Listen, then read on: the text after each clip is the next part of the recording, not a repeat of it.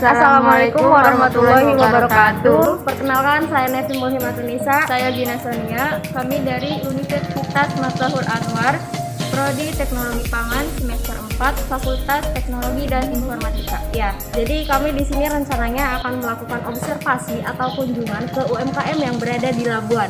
Nah, di mana UMKM tersebut memproduksi kerupuk dari ikan.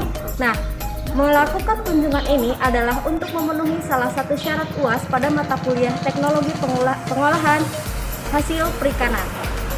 Mari ikuti kegiatan kami selanjutnya. Baik, Assalamualaikum warahmatullahi wabarakatuh.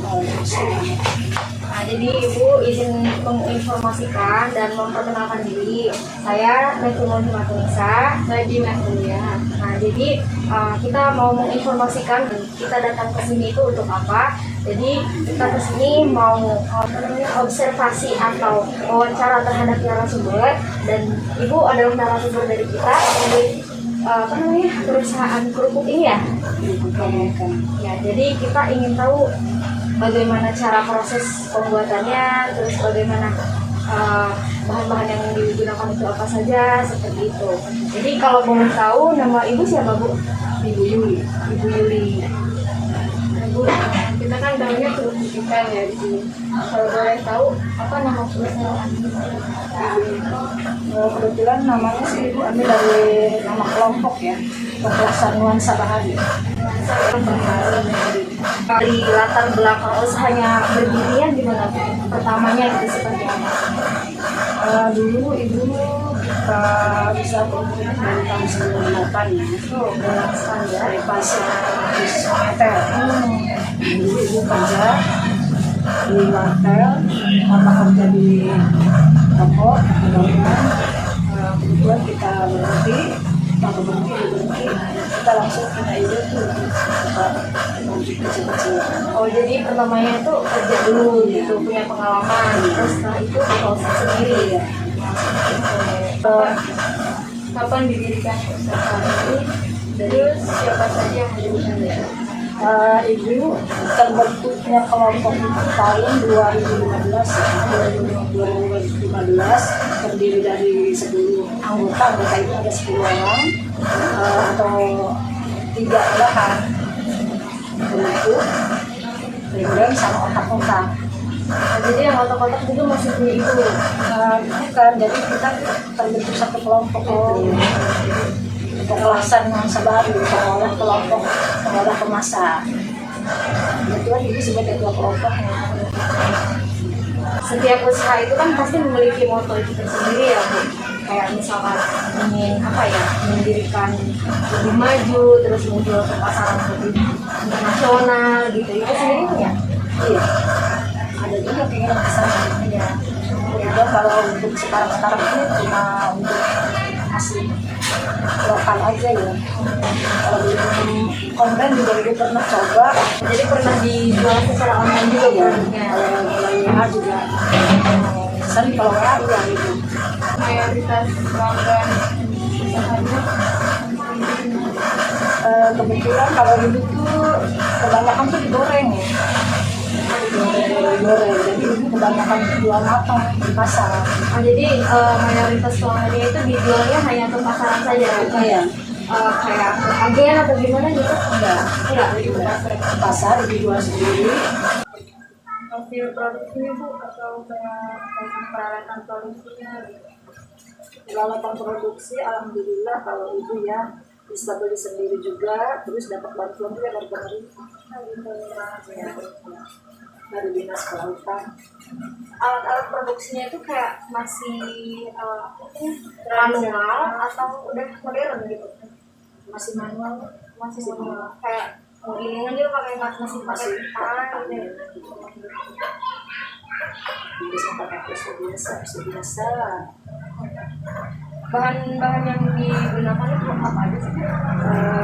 Kalau bahan itunya tapioka, air pindang. Kalau di sini kan katanya air pindang ya.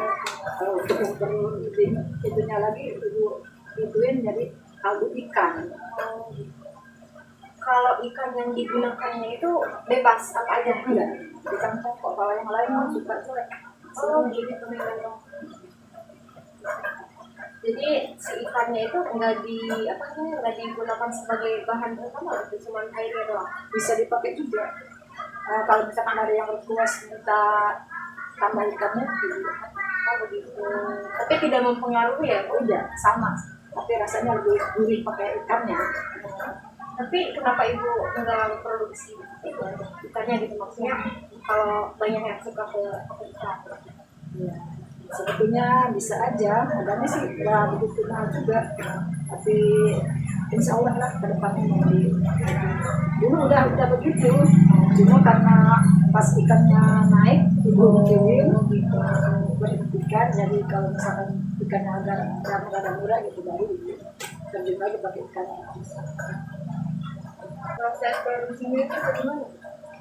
Proses produksinya tuh dari pertama ngolah gitu ya. Jadi air pindangnya tuh dipanasin dulu.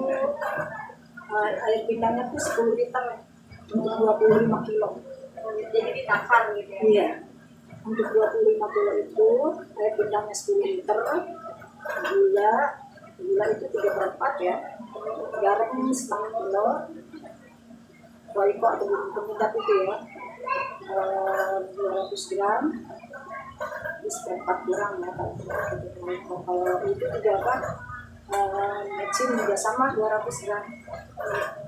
Itu bisa menghabiskan berapa banyak bahan baku sih? Kayak misalkan nih, ini kan digorengnya sama Ibu ya, minyaknya misalkan bisa habis berapa liter gitu, kasih tiap penggorengan harus ya. Kalau ini untuk pembuatan ikan kerupuk, kalau ditambah ikannya kan sekitar sekiloan ya. Kalau misalkan yang nanti itu, kalau minyak untuk penggorengan yang untuk proses goreng ya, sekitar 16 kilo ibu satu hari. Oh, 16 kilo satu Satu hari. Jadi ibu goreng kerupuk itu sehari 30 kilo. Kalau untuk Untuk tapioka pemasaran 2 hari 25 kilo. 25 kilo per hari. Iya. Jadi mentah keringnya itu yang kerupuk mentahnya ya, yang udah dijemur itu paling jadinya tuh 24 kilo. Jadi nyusut sekilo ya, susu sekilo. Kalau hasil produksinya nih Bu, ini kan yang dihasilkan hanya satu jenis kerupuk dari pindang ikan saja, apa ada yang lain? Enggak cuma itu aja. Satu saja. Terus Ibu kalau untuk kayak promosi gitu ya, daerah pemasarannya itu kemana saja? Ada juga yang bawa ke Serang, ada yang bawa ke Serang. Jadi Pernah nggak kalau- hanya ke kalau pasaran buat- aja. buat oleh-oleh juga sampai ke Turki juga pernah. Oh, Ke Jepang. Internasional. Iya, pernah ke Turki. Orang Turki kebetulan kan orang Pandeglang tuh mertuanya. Jadi pas beli itu kadang 2 minggu sekali itu beli.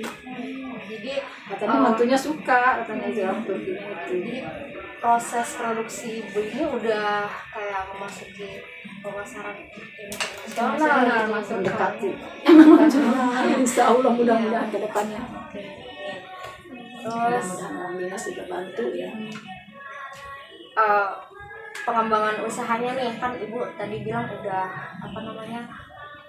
kejual ke Turki gitu kan. Cuma Terus buat oleh-oleh aja, Pak. Iya, dijual langsung. terus Ibu berharap gak sih ada pengembangan usaha kayak berupaya untuk meningkatkan kualitasnya atau apa? Ya pasti kalau ke arah sana ya pasti ibu juga ingin maju kan ya.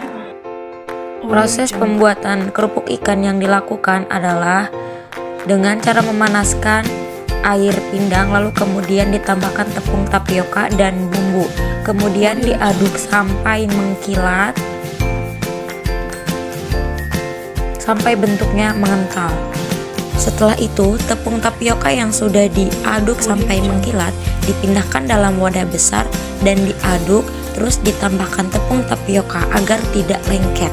Adonan yang sudah dibentuk tadi kemudian dipindahkan ke dalam loyang untuk diuleni sampai kalis yang nantinya akan dibentuk.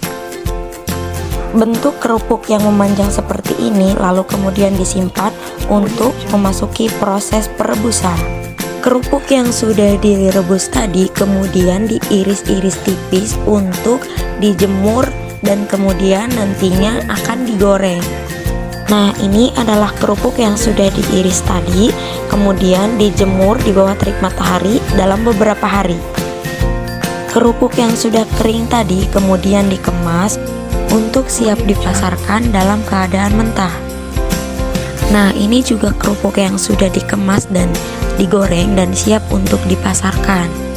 Berikut adalah hasil observasi yang kita lakukan pada hari ini. Mohon maaf apabila terdapat kekurangan dan kesalahan kata, dan semoga dapat bermanfaat untuk kita semua.